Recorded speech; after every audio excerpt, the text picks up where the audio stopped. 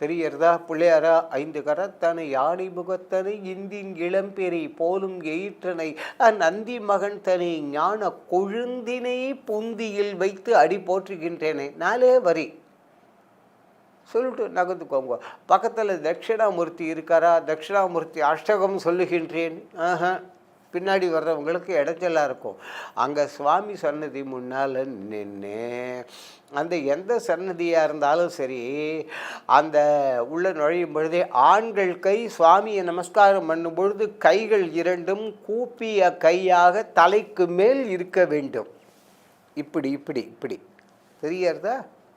உச்சி மேல் கூப்பிய கையர்னு நக்கீரர் சொல்லுவார். இது அவருடைய திருமுருகாற்றுப்படையில் அங்கே வருது.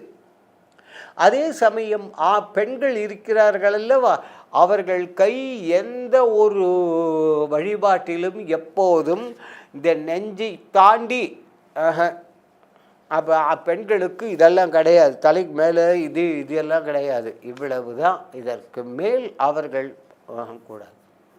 தெரியுதா? இப்போ தட்சிணாமூர்த்தி